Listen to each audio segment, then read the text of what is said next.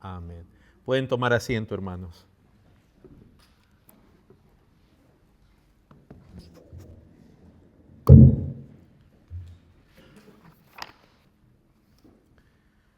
Amén.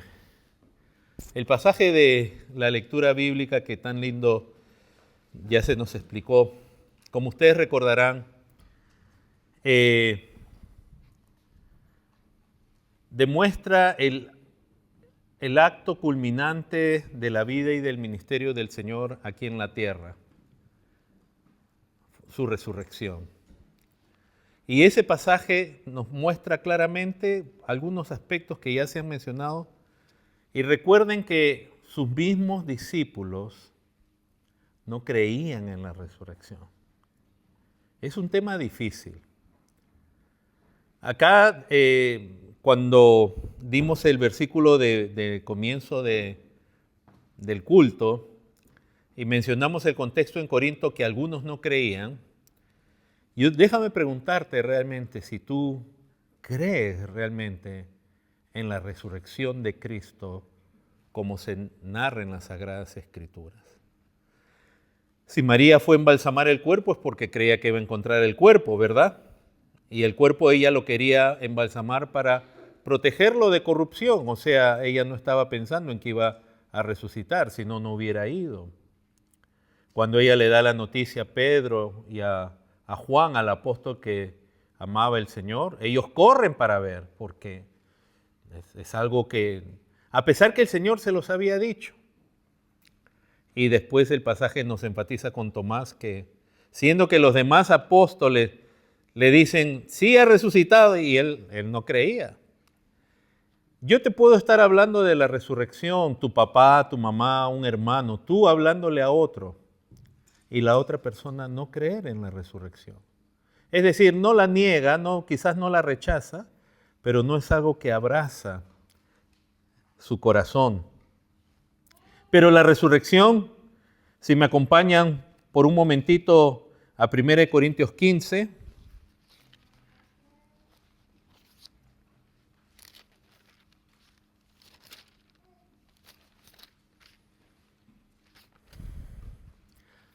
la resurrección es parte del Evangelio.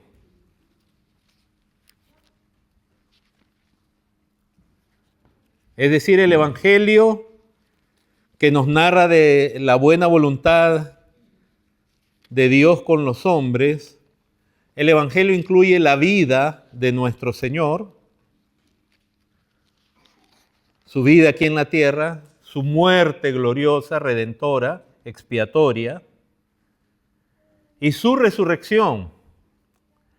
El Evangelio no es el Evangelio ya si le quitamos esa parte, la de la resurrección. Es más, ya no tiene ni sentido que alguien crea en el Evangelio a menos que también crea en la resurrección de Cristo, que como hemos dicho es una resurrección especial porque Él es el primero que como hombre resucita en un cuerpo transformado, glorificado. Nuestro cuerpo actual está bajo la condenación del pecado, está bajo la maldición que cae sobre la creación por el pecado de Adán y de Eva, y por eso nuestro cuerpo se enferma, muere, puede disfrutar el pecado. Este cuerpo presente es un cuerpo corruptible, y en nuestra condición actual, en nuestra alma y en nuestro cuerpo, no hay ser humano que pueda heredar el reino de Dios, que es un reino de gloria, de santidad y justicia, porque es el reino de Dios, porque es Dios quien reina ahí. Es decir, tú como te ves ahorita, tú no pudieras tener acceso al reino de Dios. Para estar delante de Dios y para vivir con Él para siempre, necesitamos ser transformados de esta carne corrupta, caída, falible y contaminada por el pecado, a un nuevo cuerpo glorificado. Y Cristo vino a la semejanza nuestra y aunque Él no tuvo pecado, Él resucita por nosotros, que es lo siguiente que se resalta en ese pasaje no solamente la incredulidad de los mismos seguidores del Señor Jesús y la dificultad que tenían para creer en esto, y una vez que lo creen, hermanos, lo abrazan y lo predican, al punto que están dispuestos a morir por algo que los demás consideraban una blasfemia, una herejía o un absurdo. Y eso es una de las evidencias de la veracidad de la resurrección de Cristo. Son todos los testigos que hubieron que estuvieron dispuestos a morir antes que negar la verdad de la resurrección. Hermanos, varias veces hemos dicho, nosotros vemos que hay mucha gente que muere creyendo mentiras, está dispuesta a dar su vida por una mentira. En el islamismo vemos muchos martirizándose, suicidándose por la mentira que ellos han creído. Es cierto que uno puede morir por una mentira, pero en el caso de los discípulos, nadie muere por una mentira que uno inventa. Si ellos fueran los originadores de esa mentira de que Cristo resucitó y que no resucitó, usted muere por una mentira que otro le cuenta y que usted cree, pero usted nunca va a dar su vida por una mentira que usted inventa, porque sabe que es mentira. Esta fue una verdad que al punto ellos estuvieron dispuestos a morir, a predicar a Cristo resucitado, muerto y resucitado, y dar su vida por ello. A todos ellos se les conminó, digamos, a negar quién era Cristo, y ellos perseveraron en su fe hasta el final. Acá en 1 Corintios 15 dice lo siguiente, desde el verso 1. Además os declaro, hermanos, que el evangelio que os he predicado, el cual también recibisteis, en el cual también perseveráis. Miren el evangelio, ¿eh? El evangelio no lo conocemos a menos que alguien nos lo predique. O sea que el que predica tiene que ser alguien que conoce el evangelio, no que pretende conocerlo. Y en este caso un apóstol, por supuesto, enviado de Cristo. Ese evangelio tiene que ser recibido, creído. La palabra recibir en las Escrituras es equivalente de creer. Recibiste, lo creíste. Por eso Juan capítulo 1, cuando dice más a los que le recibieron, dice a los que creen en su nombre. ¿Ok? No es el término recibir en el corazón como hoy día se usa muchas veces. Como si algo va a entrar dentro de uno. No, recibir es creer. Pero tú no puedes creer a menos que escuches la verdad y puedas creer en ella. Entonces, ellos habían escuchado el evangelio, lo habían recibido, creído y perseveraban, dice.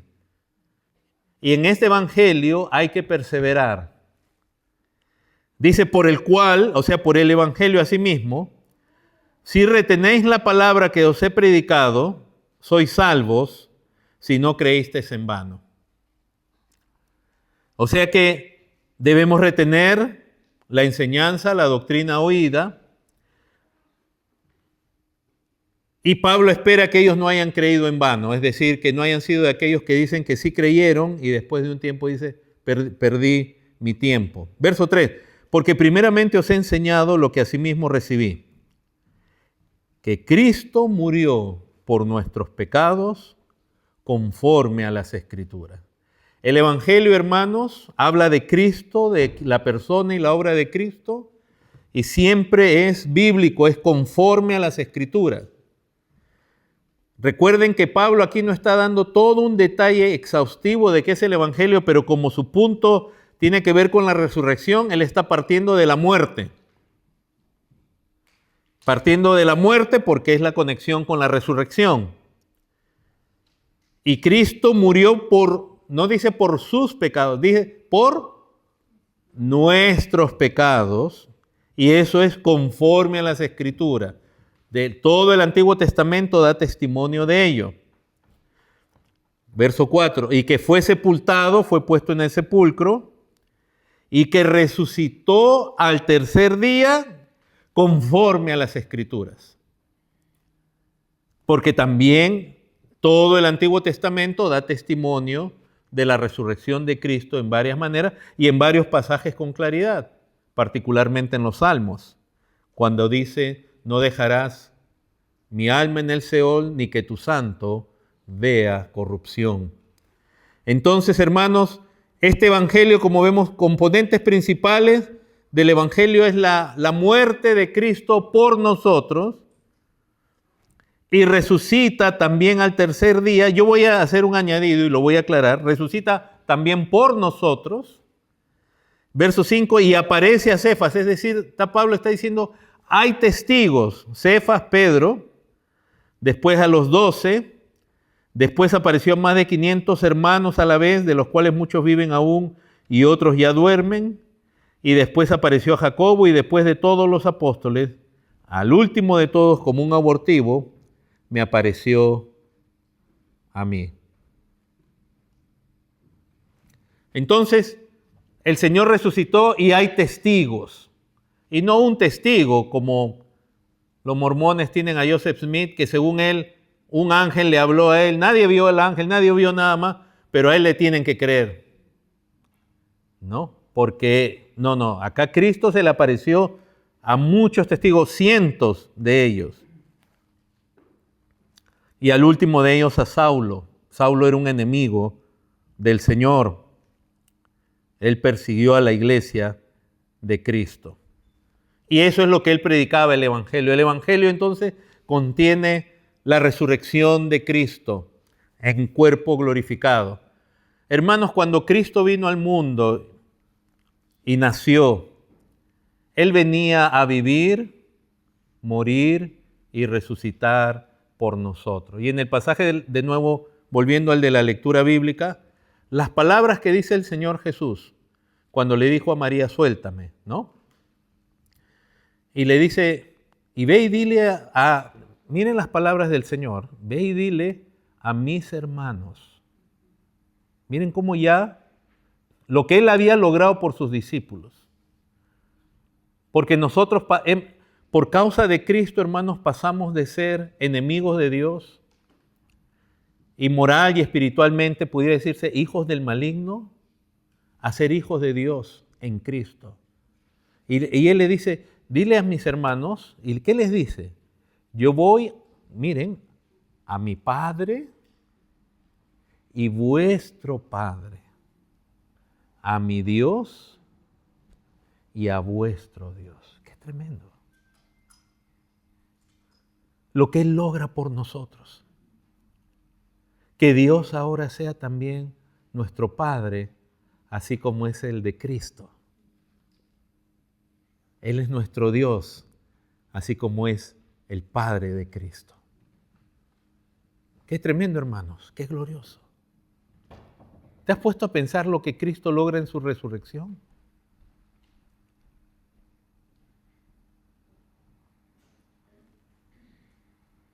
Y entonces ya hemos hablado, a varios aquí en Corinto no creían, pero Él les predica, Cristo ha resucitado de entre los muertos. ¿Y por qué era necesario que haga esto el Señor por nosotros? Acompáñenme a Efesios capítulo 2.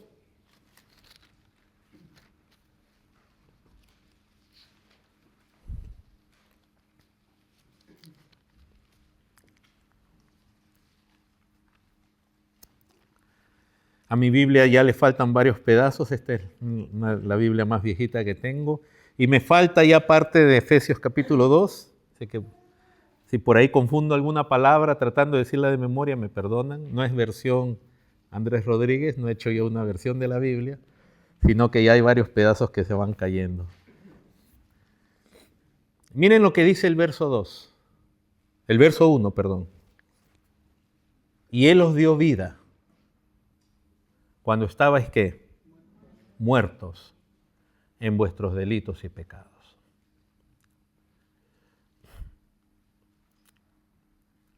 Muertos espiritualmente, activos obviamente, con libre albedrío pecaminoso, ¿no? Con facultades de pensar, tú puedes ser muy inteligente, físicamente muy saludable, puede ser una persona, muy activo, pero como Dios ve al hombre y nos veía a nosotros, dice que estábamos muertos. ¿Y qué hizo con esos muertos? Le dio vida. Pablo introduce el capítulo diciendo, y Él os dio vida cuando estabais muertos. ¿Y cómo sé que estaba muerto yo, espiritualmente hablando? Si yo era de pronto una persona muy activa, inteligente, con muchas metas.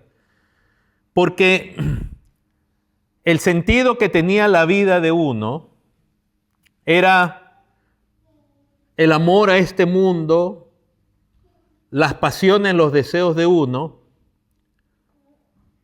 y todo eso mostraba que uno estaba muerto espiritualmente. El amar a este mundo. El apóstol Juan dice que si alguno ama al mundo, el amor del Padre no está en él. O sea, no, ni siquiera es que hay una opción intermedia. Si tú amas al mundo, el amor del Padre no está en ti.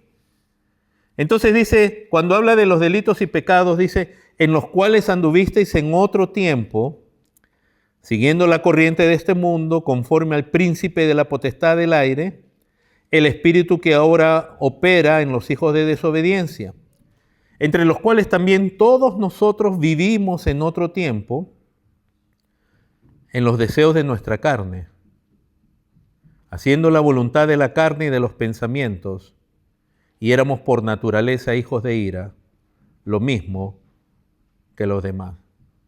Miren la relación que hay ahí entre la carne, Fíjense que Pablo está diciendo que todos nosotros, no algunos, ustedes y yo, todos nosotros estábamos en eso, éramos parte de eso. Y todos nosotros seguíamos la corriente del mundo, nuestro pensamiento era conforme al príncipe de la potestad del aire, prioridades, ideas, filosofía, todos nuestros argumentos eran conforme a la mente torcida, anti-Dios de Satanás. Y ahí es donde encontrábamos nosotros satisfacción a nuestros deseos caídos. Porque cuando a alguien le gusta el mundo, es porque ahí encuentra ¿qué? Satisfacción a su carne. ¿No? Entonces, la palabra no nos habla de odiar el mundo en el sentido de la creación, de no poder disfrutar un día de campo. Eso no se refiere a eso. Se refiere a todas esas áreas del hombre de pecado, porque dice, estamos muertos en delitos. Delitos es romper la ley de Dios. Pecado es fallar en contra de Dios. Y todo eso lo hacíamos con una mente, deseos, y en el mundo encontrábamos lo que nos satisfacía esa pecaminosidad. Dice el verso 4, pero Dios, que es rico en misericordia. O sea que Pablo no atribuye la conversión a un acto de meditación tuya, que un día tú estabas sentado debajo de un árbol y tú dijiste, soy pecador, voy a arrepentirme. No, tú y yo estábamos en el mundo, disfrutando el mundo, pensando como el mundo, yendo en la corriente del mundo, lo disfrutábamos y Dios nos ve en esa condición y es Él, no eres tú, es Dios que es rico en misericordia. O sea, por su misericordia, dice, por su gran amor con que nos amó. O sea, para sacarnos de ahí, Dios nos ha mostrado amor, misericordia, gracia. No es algo que nosotros merecíamos. Y entonces Él dice, aún estando nosotros muertos en pecado, nos dio vida. Pero no dice solamente nos dio vida, sino nos dio vida ¿qué? Juntamente con Cristo. En la resurrección, Dios resucita a su Hijo de entre los muertos por el poder del Espíritu Santo. Aunque Cristo mismo tenía poder de vivir por ser Dios, pero Él se había encomendado al Padre. Un muerto es traído a vida. Y esa aplicación está haciendo Pablo para nuestra vida personal, donde dice, tú estabas muerto, pero en delitos y pecados. Y Dios te dio vida juntamente por Cristo, es decir, por causa de Cristo, de su evangelio, de su muerte y de su resurrección, es que alguien puede vivir. Y entonces dice, por gracia sois salvos. Esa es la salvación, sacar a un muerto, a alguien que está disfrutando el mundo, totalmente metido en el mundo, que su pensamiento va por ahí. Es el amor de Dios, o por amor que Dios le da vida juntamente con Cristo, no separado de Cristo. Dice en el verso 6, y juntamente con Él, con Cristo, nos resucitó. ¿Y qué más? Y asimismo nos hizo sentar en los lugares celestiales con Cristo. Por eso, hermanos, la obra redentora de Cristo es irreemplazable y es indispensable. Pues si Cristo no hubiera hecho eso, ninguno de nosotros sería salvo. Esto no es que Dios te vio muerto y te mandó la ley y dijo, por favor, papito, obedece, responde. A un muerto no le puedes pedir eso. O sea, Dios como soberano sí, le pide, a toda la humanidad le manda, pero sabe que no puede. Y ese es un argumento, hermanos, para cuando algunos ven pasajes del Antiguo Testamento y hablan del libre albedrío, como que el hombre sí puede responder a Dios. Fíjate que es claro, la misma Escritura nos plantea, con claridad, ni siquiera es una interpretación, que Dios le dio la ley al hombre. Y Dios sabía que el hombre no la podía cumplir. Y Dios no le estaba haciendo trampa al hombre. La ley de Dios es santa, es su reflejo de su carácter, de quién es Él, y el hombre no podía cumplirla.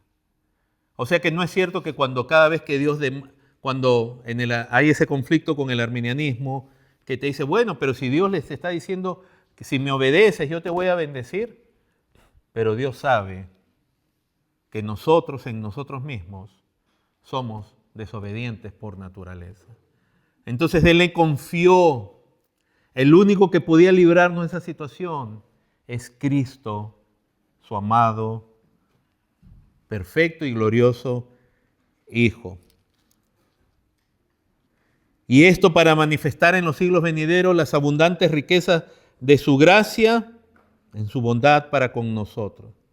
Y ahora ahí dice, porque por gracia sois salvos por medio de la fe. Y esto no de vosotros, pues es don de Dios. Y no por obras, o sea, no por no por obras de la ley que tú hayas hecho. Es por gracia. No es por obras para que nadie se gloríe. Hermanos, si nosotros antes estábamos en el mundo, la única manera de que alguien salga del mundo es por un poder que esa persona no tiene, es más, ni siquiera sabe que lo necesita. Es Dios quien le da vida al muerto para que viva juntamente con Cristo, para que resucite con Cristo y para sentarnos en los lugares celestiales con Cristo, porque Cristo, después de su resurrección, Él pasa 40 días con sus discípulos y de ahí Él asciende a la diestra del Padre. Entonces Pablo está aplicando todo lo que Cristo hizo a lo que nuestra vida recibe en beneficio. Su vida, su muerte, su resurrección y aún su ascensión, estar a la presencia. Hermanos, estamos nosotros en Cristo delante de Dios. No estamos en dos sitios a la vez, no me malinterpreten. Pero ya estamos delante de la presencia de Dios en Cristo, ya somos considerados hijos, ya tenemos acceso ante Dios. No es que abandonamos este mundo o nuestra alma se sale para ir al cielo y después regresa, no es eso. Entonces la palabra nos da testimonio, hermanos, de lo que Cristo ha hecho por nosotros y de lo que también ha hecho en nosotros. Porque no es solamente que Cristo lo haya hecho por ti o por mí, sino que lo haya hecho en ti. Y hermanos, la fe,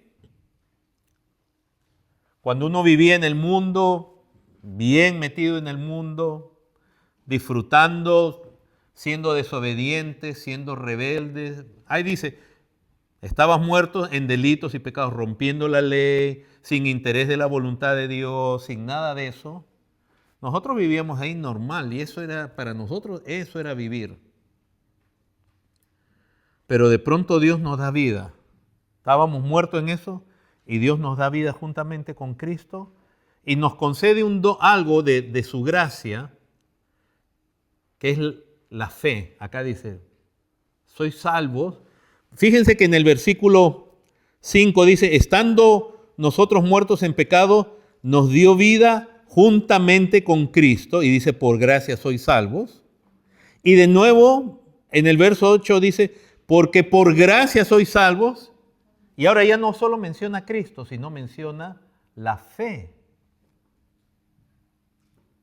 La fe es la convicción al Espíritu Santo obrar en nuestro corazón y ahora podemos creer. De pronto la fe es lo que le lleva a uno a tener convicción, ya no del mundo, ni de sus placeres, ni de todo lo que ofrece, sino tener una convicción acerca de Cristo y de Dios que es opuesta al mundo.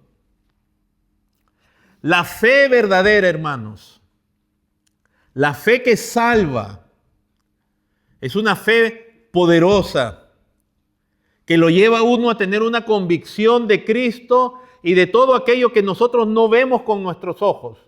Porque Él nos habla de cosas que están por venir, nos habla de un reino del cual ya somos parte, pero todavía no se ha manifestado plenamente. Nos llama a creer en una vida eterna, nos llama a creer en una gloria eterna. Y se produce una convicción en los creyentes. Y esa fe lo lleva a creer en Cristo y lo que Dios nos dice y nos lleva a renunciar al mundo. Por eso si alguien todavía está en el mundo, es porque no tiene fe. Y en nuestro estado natural, para nosotros es lo normal creer, disfrutar, vivir. Esa es nuestra realidad. Hasta que Dios nos da vida y nos da fe, y de pronto nosotros comenzamos a creer en Él y en aquello que Él nos habla, que es opuesto al mundo. Por eso es que hombres de fe en las Escrituras, hermanos, por esa fe, como se muestra en Hebreos capítulo 11, hombres como Moisés renunciaron a todo por causa de Cristo. ¿Qué tenía Moisés? ¿Tenía una pequeña pensión del Seguro Social? No. Moisés era hijo de la hija del faraón. Tenía todos los tesoros de los egipcios a disposición. En ese tiempo, en ese periodo, y por muchos siglos en la historia, el gobernante, el emperador, el rey, como lo quieran llamar, era dueño de toda la nación. Moisés no tenía una pensión que decía, ya por fin voy a vivir sin preocupaciones. Él tenía todos los tesoros de Egipto a su disposición. Tenía a su disposición todos los placeres de Egipto.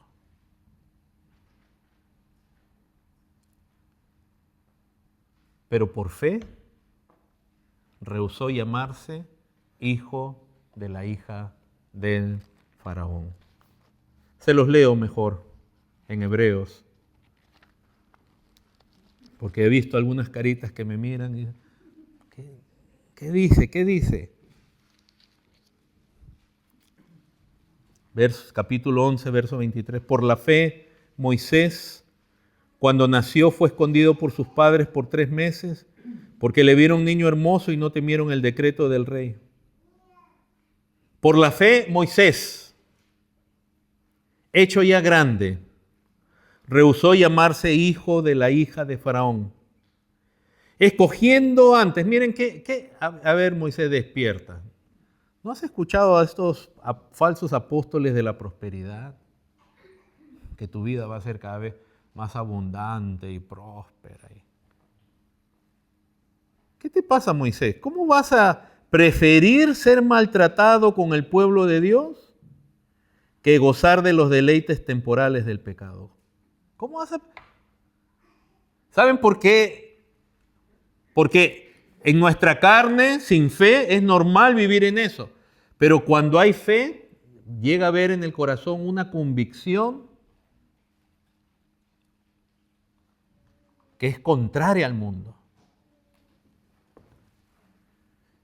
Verso 26, teniendo por mayores riquezas el vituperio de Cristo que los tesoros de los egipcios. ¿Qué te pasa, Moisés?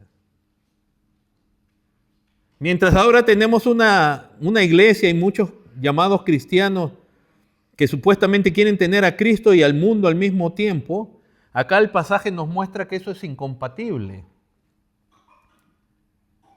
Y nos muestra un hombre de Dios que lo tuvo todo. Entonces, y en la Biblia es así Dios. Nos muestra ejemplos de alguien que tuvo todo por lo que nosotros quizás estamos luchando y queriendo tener.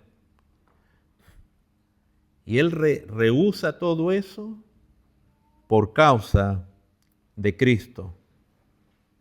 Dice, porque tenía puesta la mirada en el galardón, por la fe dejó a Egipto.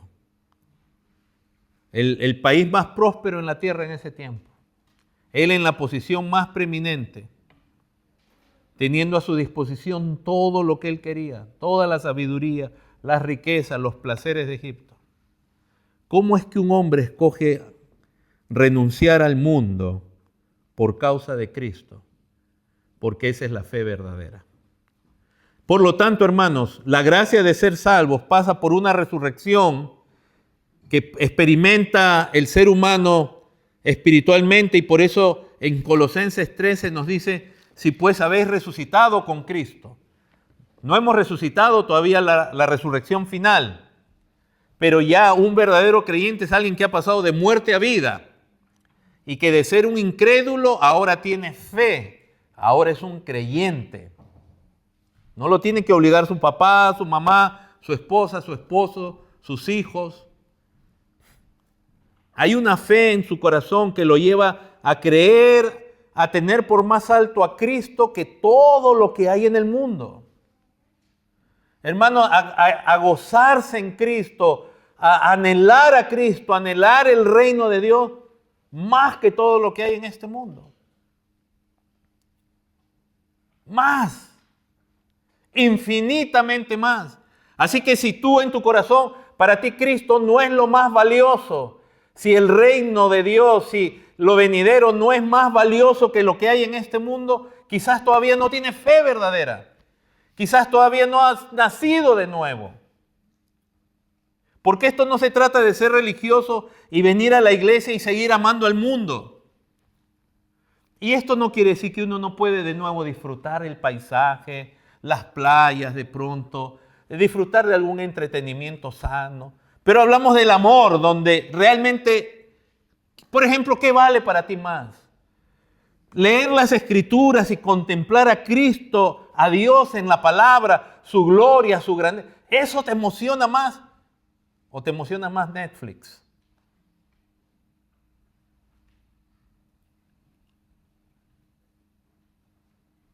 ¿O algún deporte? Si algo te emociona más que Cristo, hay algo que ahí no está bien. Porque por la fe es que uno atesora a Cristo, uno ve por más valioso y hasta está dispuesto a sufrir por lo más valioso. Porque lo de ahora es temporal, es perecedero.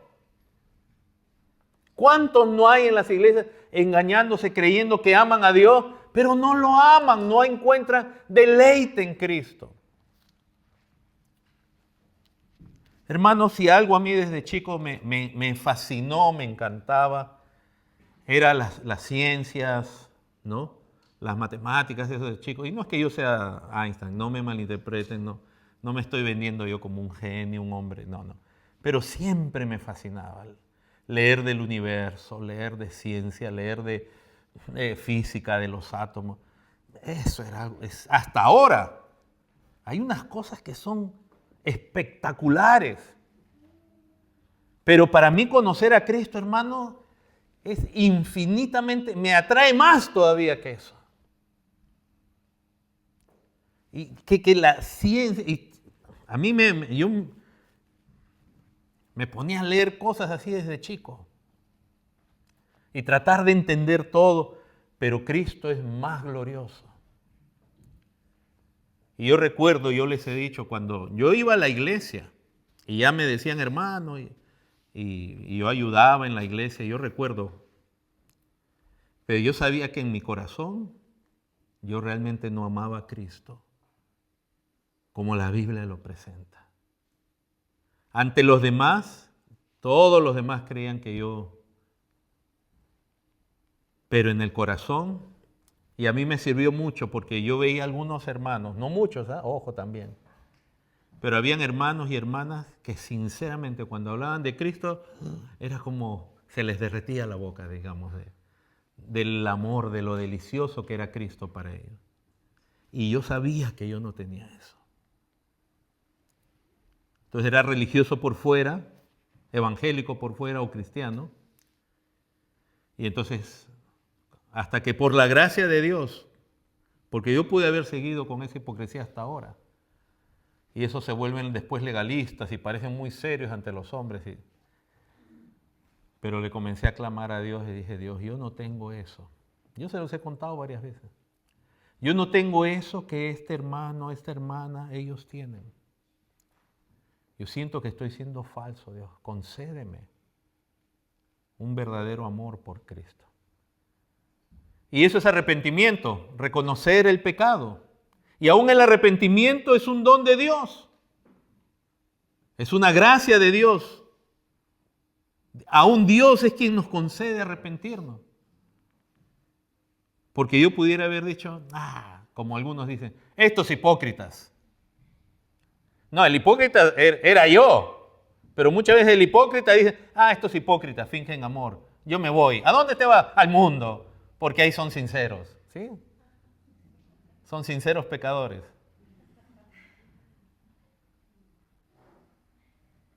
Pero no, hermanos, la resurrección de Cristo es gloriosa, es importante porque lo hizo por nosotros. Decía, voy a mi Padre y a vuestro Padre, a mi Dios y a vuestro Dios. Y entonces Dios nos está trayendo a vida y todavía no hemos llegado a la resurrección final, que un día llegaremos por la gracia de Dios. Romanos capítulo 3.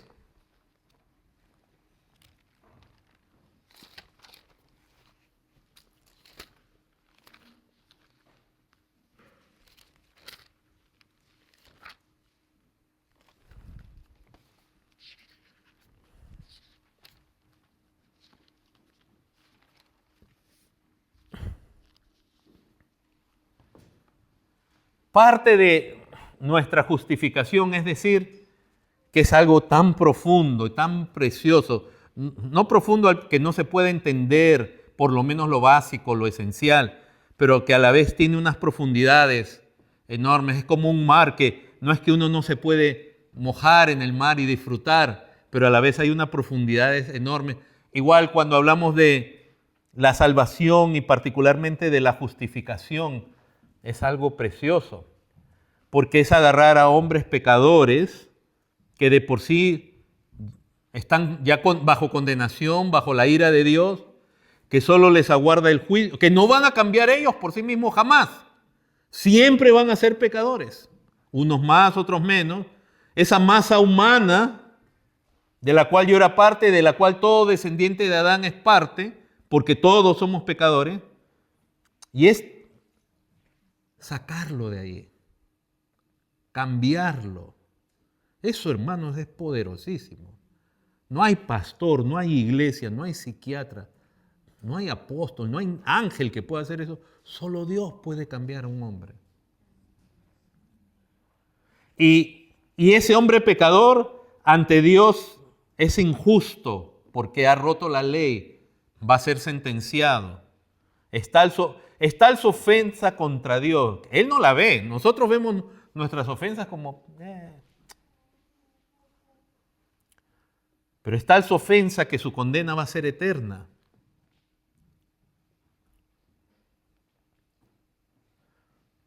que Cristo vino a darnos la justicia que no teníamos. Y acá en Romanos 3 hemos visto ya, solo es para recordar nada más, en el verso 24 dice, siendo justificados gratuitamente por su gracia, mediante la redención que es en Cristo Jesús, en su muerte, porque el verso 25 habla de la propiciación, habla de su sangre. En su muerte, Cristo recibe nuestro castigo, mi castigo y el tuyo. Él lo recibe en nuestro favor, en mi lugar, y así es que yo soy perdonado del castigo que merecía. En el capítulo 5, verso 19, dice así, porque así como por la desobediencia de un hombre los muchos fueron constituidos pecadores, así también por la obediencia de uno los muchos serán constituidos justos. Fíjense cómo termina el versículo. Por la obediencia de uno, los muchos serán constituidos justos. En el capítulo 3 vemos cómo la muerte nos justifica ante Dios. Por la muerte de Cristo ya somos perdonados del castigo. Pero Cristo no solo murió, Él vivió una vida de obediencia para que su obediencia a Dios fuera contada también como nuestra, fuera imputada. Por eso dice, por la obediencia de uno, los muchos serán constituidos justos. Hermanos, Dios ahora nos ve justos, no por mi justicia propia, sino por la justicia de Cristo que fue imputada a mi cuenta. Es decir, fue puesta a la cuenta a favor de Andrés, la justicia perfecta de Cristo, el Hijo obediente, y Él paga por mi desobediencia. Mi pecado y mi castigo fue imputado a Cristo. ¿Y cómo es que tú te apropias de eso? Por fe, creyendo. Y la fe es un don de Dios. Pero hermanos, qué glorioso es creer en Dios, lo que Él ha hecho por mí. Podemos dar gracias por muchas cosas, hermanos. Pero no hay mayor don y gracia para nosotros que la redención, la justificación que Cristo ha logrado para nosotros. Y en el capítulo 4, estamos retrocediendo, en el verso 25 dice, el cual, hablando de Jesús, Señor nuestro, así termina el verso 24, dice, el cual fue entregado por nuestras transgresiones, la cruz, y resucitado para nuestra justificación. O sea, por eso es que decimos, tanto la vida de obediencia de Cristo nos constituye justos. Su muerte también es parte de nuestra justificación y también su resurrección, porque Él vence a la muerte. Y por eso leímos la semana pasada, con Cristo ya estamos crucificados. Por eso tenemos, la aplicación es ahora andar en vida nueva, andar en una vida nueva. Hermanos, yo a nadie le estoy predicando esto para que usted vaya a su casa y diga, ahora me propongo hacer esto. Porque esto es algo que ya hizo Cristo. Pero Dios te concede a ti y a todos nosotros que realmente creamos en este evangelio glorioso que nos muestra la condición tan terrible del ser humano y la obra que Cristo ha hecho por nosotros y la obra que Dios hace en nosotros. Porque todo lo que Cristo hizo, lo hizo por nosotros. Vamos a terminar, hermanos, o antes de ir para allá, de nuevo una aplicación práctica, Romanos 8.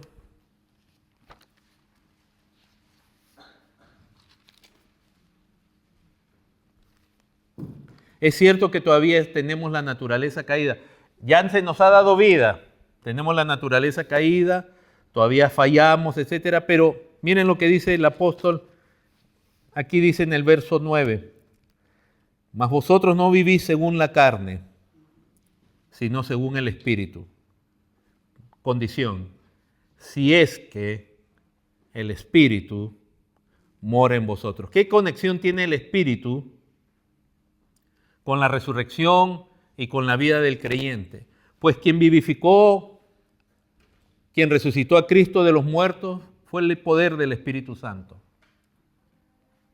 De nuevo, siempre decimos Cristo tenía poder y lo tiene en sí mismo. Él podía dar su vida, podía retenerla, podía resucitarse, pero Él se entregó a su Padre. Él se abandonó en completa fe, en completa seguridad a su Padre. Y el Padre le resucita por el poder del Espíritu. En el Espíritu, por eso se le conoce como el Espíritu de vida. Pablo acá está haciendo una afirmación. Ustedes no viven conforme a la carne, es decir, una vida que caracterizada por el mundo y las cosas de este mundo. Una vida carnal, terrenal. Ustedes no viven así. Si no viven según el Espíritu, dice, si es que el Espíritu de Dios mora en vosotros. Y si alguno no tiene el Espíritu de Cristo, no es de Él. Tenemos carne todavía y tenemos que estar velando, pero ya no vivimos conforme a la carne. ¿Por qué? Por el poder del Espíritu de Dios. Pero si Cristo está en vosotros, el cuerpo en verdad está muerto a causa del pecado, mas el Espíritu vive a causa de la justicia. Hemos pasado de ser injustos a justificados en Cristo, a justos delante de Dios. Y el Espíritu vive, el Espíritu que tiene el poder de resucitar a Cristo, está en nosotros. Verso 11, si el Espíritu de aquel que levantó de los muertos a Jesús mora en vosotros, el que levantó de los muertos a Cristo Jesús, vivificará también vuestros cuerpos mortales por su Espíritu que mora en vosotros. Así que, hermanos, deudores somos no a la carne para que vivamos según la carne o conforme a la carne, porque si vivís conforme a la carne, moriréis. Esto significa que se puede perder la salvación, que hay un cristiano que puede vivir carnalmente. No, no existe tal cosa como cristiano carnal. Cuando Pablo habla del carnal, se refiere al no regenerado, es decir, al que no tiene el Espíritu de Dios.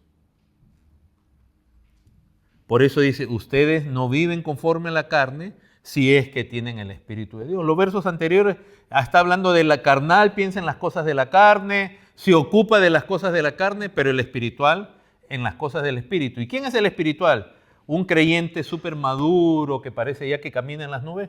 No, es todo aquel que tiene el Espíritu de Dios. Porque si está el Espíritu de Dios y el poder del Espíritu de Dios que vivificó a Cristo de entre los muertos, también se supone que te debe estar vivificando a ti y tú no puedes vivir conforme como si estuvieras muerto antes de que Dios te dé vida. ¿Se entiende? Quizás no. Si el Espíritu de vida está en ti, es imposible que tú andes como si estuvieras muerto. No existe cristiano, el cristiano falla, a veces el cristiano se puede acostumbrar al pecado y para eso está la disciplina bíblica. Si es verdadero cristiano, se va a arrepentir en algún momento. Sí, se puede caer, es cierto, eso. Pero lo que es cierto es que Cristo ha hecho una obra por nosotros, por la cual ahora el Espíritu mora en nosotros, es el Espíritu que le resucitó y nos va a vivificar. Por eso cuando dice, si alguien vive conforme a la carne, morirá. O sea, su destino es la muerte. Él no está diciendo que un cristiano puede vivir conforme a la carne y entonces va a morir, o que se puede perder la salvación. Los que viven conforme a la carne morirán. Pero a los creyentes que tenemos carne, les dice, pero si por el Espíritu haces morir las obras de la carne, viviréis. O sea, se acepta que tenemos carne, la naturaleza caída, pero dice, por el Espíritu, tienes que hacerla morir, que es lo que se conoce como la mortificación de la carne. Por eso nosotros como creyentes continuamente reconocemos que tenemos carne y debemos orarle a Dios por misericordia para no pecar. Necesitamos la palabra de Dios para conocer la voluntad de Dios y no pecar. Y tenemos el poder del Espíritu Santo para no pecar. Todo eso lo logra la resurrección de Cristo. Termino en 1 Corintios 15.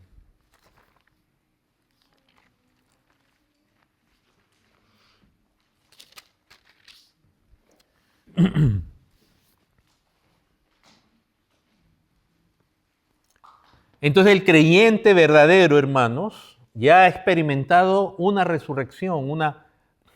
resurrección presente en vida. Pero la palabra de Dios también nos habla de una resurrección futura, que es la resurrección cuando ya toda la obra que Cristo ha logrado se haga realidad en nosotros.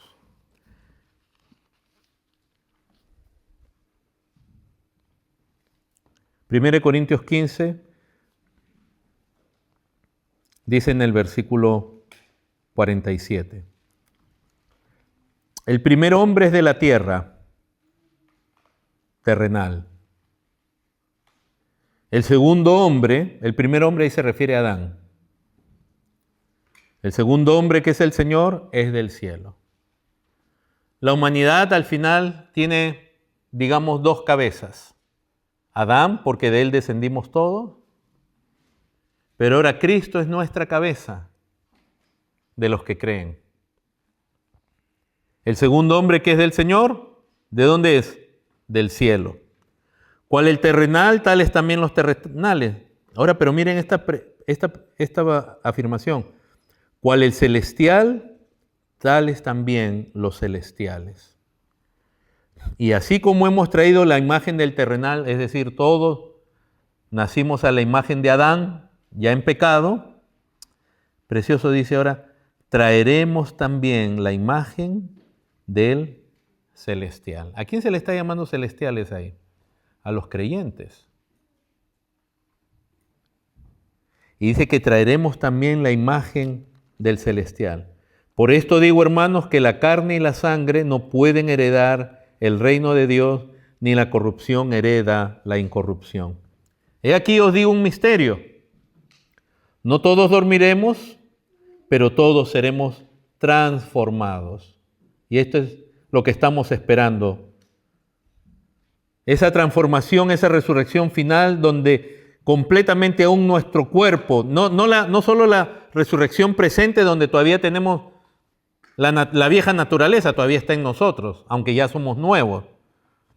Y amamos a Cristo porque Él ya nos dio vida, ya no podemos vivir mundanamente.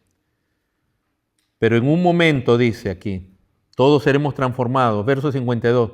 En un abrir y cerrar de ojos, a la final trompeta, porque se tocará la trompeta, y los muertos serán resucitados incorruptibles, y nosotros seremos transformados. Ahí Pablo está hablando de los creyentes.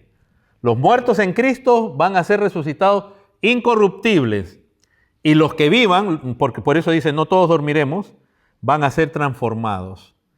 ¿Por qué? Porque es necesario que esto corruptible se vista de incorrupción y esto mortal se vista de inmortalidad, porque si no, no podemos ser parte del reino de Dios. Entonces, ¿dónde se comienza a ver la inmortalidad, digamos, la vida eterna en una persona? Cuando pasa de muerte a vida. Ahora, por la gracia de Dios, y recibe fe, y entonces vive una vida, y tiene el poder del Espíritu Santo, y vive una vida en la cual es evidente que ha habido un cambio real en su corazón y que ahora ama a Cristo y el reino de Dios no es perfecto todavía, va a fallar, pero por el poder del Espíritu Santo va a seguir avanzando y perseverando hasta el fin. Los que estén vivos cuando venga el Señor, cuando suene la trompeta, serán transformados a la misma imagen de los resucitados. Porque en estas condiciones, como dice el verso 50, no podemos heredar el reino de Dios. Tenemos que ser transformados. Verso 54. Y cuando esto corruptible se haya vestido de incorrupción y esto mortal se haya vestido de inmortalidad, entonces se cumplirá la palabra que está escrita: sorbida es la muerte en victoria. ¿Dónde está, oh muerte, tu aguijón? ¿Dónde, oh sepulcro, tu victoria? Ya que el aguijón de la muerte es el pecado y el poder del pecado la ley, mas gracias sean dadas a Dios que nos da la victoria por medio de nuestro Señor Jesucristo. Esa es la victoria final. Cuando la muerte haya sido vencida completamente en la resurrección, ya no va a tener más poder sobre nosotros y eso se dará a luz el día que el Señor venga. Cuando el Señor venga es que sonará la trompeta y los muertos en Cristo resucitarán primero y luego nosotros, los que hayamos quedado, seremos levantados en el aire para recibir al Señor y seremos transformados los que hayamos quedado. Si yo muero y todavía no ha venido el Señor, yo paso a ser de los que están esperando la resurrección. Pero cuando venga el Señor, lo precioso es que van a haber creyentes vivos. Y esos van a ser transformados. Y todos a la misma imagen de Cristo, del Cristo glorificado. Cuán importante entonces es que mi Señor haya resucitado por mí. Porque esa es mi esperanza de un día resucitar, que como Pablo decía, yo aborrezco mi cuerpo. Claro, el creyente comienza a aborrecer áreas de su vida que sabe que, pero un día seremos hechos a la imagen de Cristo. Aplicación final, que casi nunca se lee, verso 58. Así que, hermanos míos amados, estad firmes y constantes, creciendo en la obra del Señor siempre y sabiendo que vuestro trabajo en el Señor no es en vano. ¿Tienes tu fe? Si tú tienes fe verdadera como la tuvo Moisés, tú no puedes seguir en lo mismo. Es imposible. Es imposible. Es imposible que uno siga amando el mundo, los placeres y las riquezas. Ahora, que Dios te pueda bendecir, no estamos hablando de que Dios, a alguno de ustedes le puede dar muchísimas riquezas a cualquiera. Y me avisa para que me invite a su casa a comer. No estamos hablando que tener riquezas es pecado. No. Estamos hablando de una fe que cuando se trata de renunciar a lo que normalmente la gente ama, placeres, y que son placeres en pecado. No estamos hablando que tú no puedes disfrutar una comida, la compañía de tu esposa, de tu esposo, algo así. Estamos hablando que estabas muertos en delitos y pecados, pero si te ha dado vida Dios, o sea, es lo opuesto, no puedes estar ahí. Y si te ha dado fe, tú vas a mirar, vas a poner los ojos en Cristo, vas a atesorar a Cristo y vas a vivir en esa esperanza gloriosa. Y es lo que yo anhelo ver algún día. Y espero verlos a todos ustedes también ahí, ¿no? Pero desde ya, por eso tampoco vivamos en una nube ahí, sino dice, hermanos, sigan constantes, creciendo en la obra. Tu trabajo en el Señor no es en vano. Les invito a poner de pie.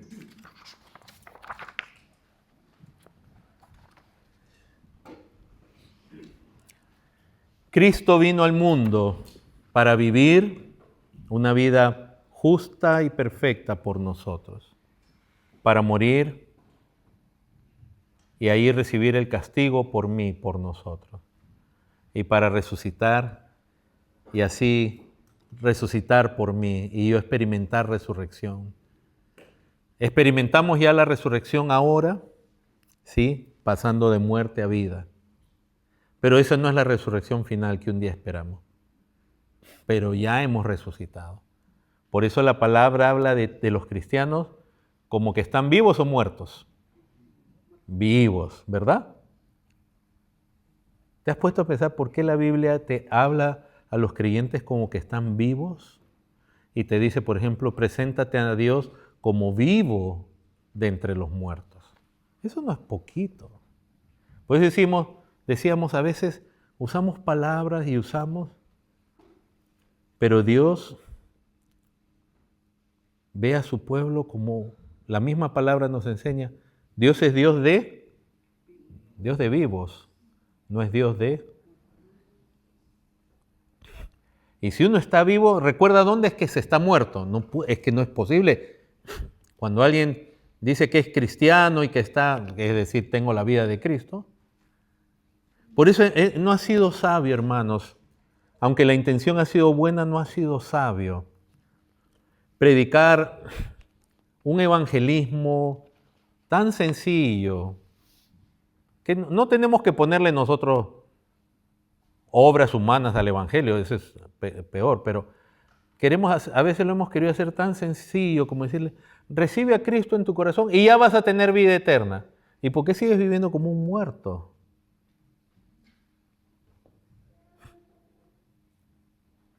Y algo precioso también es que en Cristo se nos concede, de estar muertos, se nos concede vida y vida eterna. Es decir, tu vida y mi vida, hermanos, ya no más está condicionada como lo estaba la vida de Adán, porque a Adán se le dio vida cuando fue creado. Pero Dios mismo le dijo, el día que comieres de ese árbol, morirás. Algo más glorioso que en Cristo se nos ha concedido es que la vida que se nos ha dado, ese es pasar del estado de muerte a vida, es eterno. O sea, el logro de Cristo es tan grande que ya ni siquiera hay una condición en el sentido de que algo nos va a separar del amor de Cristo. Es un logro muy precioso. Oremos.